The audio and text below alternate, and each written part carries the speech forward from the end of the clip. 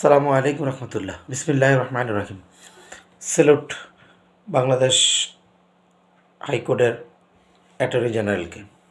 ভালো একটা সিদ্ধান্ত নিয়েছেন যে বাংলাদেশ আওয়ামী লীগকে নিষিদ্ধ করার পক্ষে সরকার না, এটা খুব সুন্দর একটা সিদ্ধান্ত। সেলুট প্রধান উপদেষ্টাকে। কারণ আওয়ামী লীগ যে ভুল কাজটা করছে সেটা আপনারা করেননি। জামাত বাংলাদেশের স্বঘোষিত পাকিস্তানের পক্ষে কথা বলছেন, পাকিস্তানের পক্ষে সাপোর্ট দিয়েছেন যুদ্ধের সময়। এই জন্য জামাতকে সমস্ত মানুষ রাজাকার বলতো, একটা দেশের বৃহত্তম গোষ্ঠী। যদিও তারা ইসলামিক একটা রাজনৈতিক চর্চা করে, তারপরও তারা পাকিস্তানের সাপোর্ট দেওয়ার কারণে মানুষ তাদেরকে রাজাকার বলতো। কিন্তু আওয়ামী লীগ ক্ষমতা আসার পরে হ্যাঁ, তারা যুদ্ধের সময় অন্যায় করছে, কোর্ট থেকে বিচার হয়েছে, তো ওই পাপের বা ভুলের শাস্তি এত বেশি হয়ে গেছিল যে মানুষ এটা উল্টা রিয়াকশান নিছে। রাজাকার শব্দটা একটা সমাজের কাছে নেতিবাচক শব্দ ছিল, সেই শব্দটারে 2024 সালে এসে একটা ইতিবাচক শব্দে পরিণত করছে। এর জন্য সম্পূর্ণভাবে বাংলাদেশ আওয়ামী লীগের নেতৃবৃন্দ দায়ী। কারণ জাতিকে তারা দুই ভাগ করত। 50 বছর পরে এটাকে ইস্যু করে রাজনীতি করতে চাইতো। একটা জিনিস বেশি করলে সেটা তিতা হয়ে যায়। বাংলা একটা কথা আছে, লেবু বেশি টিপলে তিতা হয়ে যায়।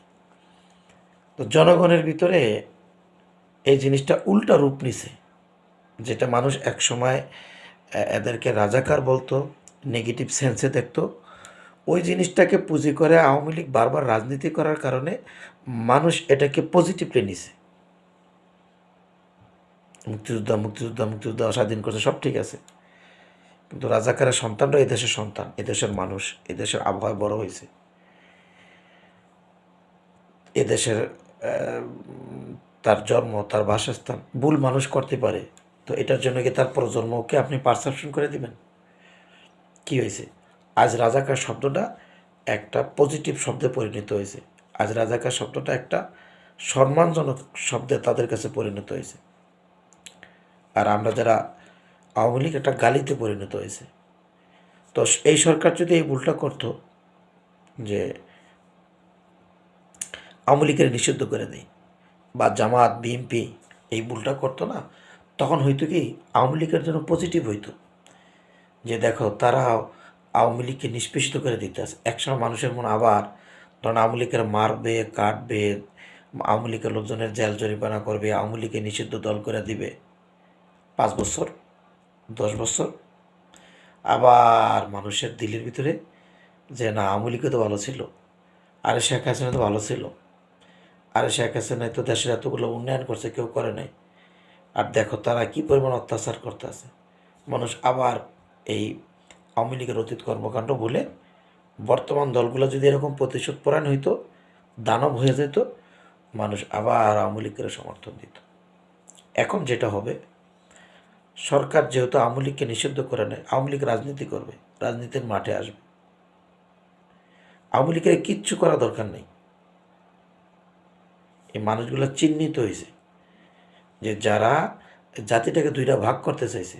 আওয়ামী লীগের সবাই না, কিন্তু আমি আবার বলি, আওয়ামী লীগের অনেক এমপি মন্ত্রী আছে যারা অনেক আল্লাহওয়ালা, যারা অনেক সৎ। আমি একে গনে গনে দেখাইতে পারবো আপনারা দেখতে চাইলে। মুষ্টিময় না, কিছু আওয়ামী লীগের জন্য, কিছু আওয়ামী লীগ কর্মকর্তার জন্য আজকে আওয়ামী লীগটা পড়ছে, যারা নাস্তিক এবং বাম গড়া, বাম মাইন্ডের, ওদের কারণে মানুষ আওয়ামী লীগ বলে গালি দেয়। তো এখন আওয়ামী লীগের ভিতরে আপনারা কী করেন দেখেন, আগামী ভবিষ্যতে আওয়ামী লীগের দুইটা ধারা হবে।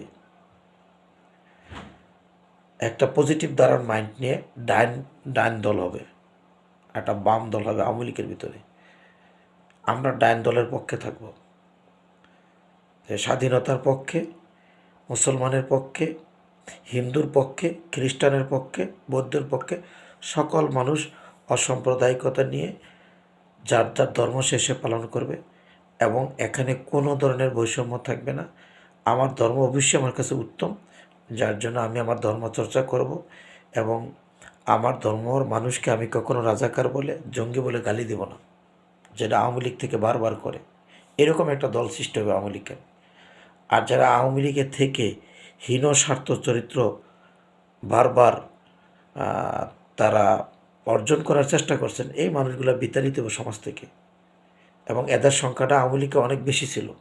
এই শেখ হাসিনার সময় এই সংখ্যাটা বেশি ছিল, যারা শেখ হাসিনাকে বুঝাইছে যে মোল্লা মানি হইল গিয়া মৌলবী, মোল্লা মৌলবী মানি হইল গিয়া রাজাকার আলসাম আলবদর। এই জিনিসটা কমে যাবে,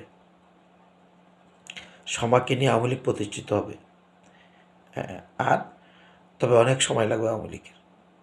যাই হোক, এখন প্রধান উপদেষ্টাকেও সালাম, অ্যাটর্নি জেনারেলকেও সালাম। আপনারা অত্যন্ত সুন্দর একটা কাজ করছেন।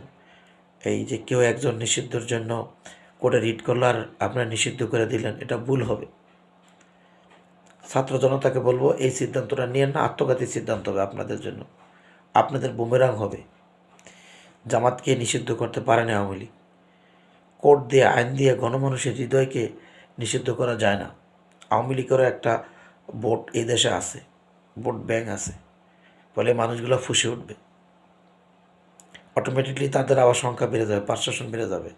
সো ভুল সিদ্ধান্ত নিয়ে না, আপনারা আপনাদের আদর্শ নিয়ে আগান। আওয়ামী লীগের ভুল ত্রুটি শুধরে তার আদর্শ নিয়ে সমাজে আসবে। জনগণ চাইলে আওয়ামী লীগের ভোট দিবে, না চাইলে দিবে না। ডান বাম যে যার রাজনীতি করেন। আমি এই যে জাসদ বাসদকে এত ঘৃণা করি মন থেকে, বাম লোকগুলোর ঘৃণা করি, কিন্তু আমি কখনো এটা চাবো না যে তার মত প্রকাশে স্বাধীনতাতে আমি হস্তক্ষেপ করবো। সে মত প্রকাশ করুক, বাম কমিউনিস্টও রাজনীতি করুক। মানুষ যদি তার কথাকে গ্রহণ করে, সে তাহলে ক্ষমতায় আসবে।